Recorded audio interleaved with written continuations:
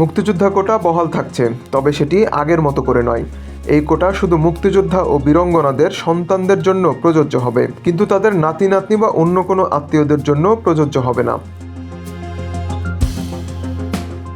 2024-25 শিক্ষাবর্ষের medical ভর্তি কার্যক্রমে 193 জন শিক্ষার্থী মুক্তিযোদ্ধা কোটায় উত্তীর্ণ হওয়ায় মুক্তিযোদ্ধা কোটা বিষয়টি আবারও সামনে আসে।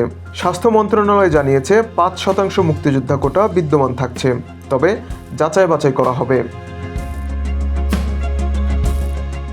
এবারের মেডিকেল ভর্তি পরীক্ষায় বর্তমান মুক্তিযোদ্ধা কোটায় সংরক্ষিত 269টি আসনের মধ্যে 193 জন প্রার্থী ভর্তি পরীক্ষায় উত্তীর্ণ হয়েছেন। অবশিষ্ট 76টি আসন ইতিমধ্যে মেধা তালিকা থেকে পূর্ণ করা হয়েছে।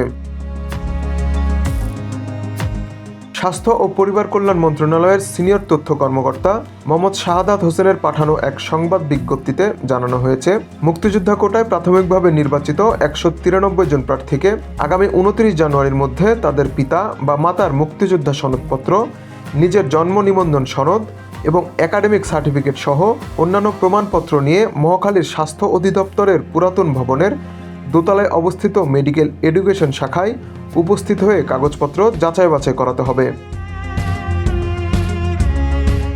যাচাই বাছাই প্রক্রিয়ায় যদি কোনো ভুল বা অসত্য তথ্য পাওয়া যায়, তবে সংশ্লিষ্ট প্রার্থীর ভর্তি বাতিল হবে এবং সেই শূন্য আসন মেধা তালিকা থেকে পূর্ণ করা হবে।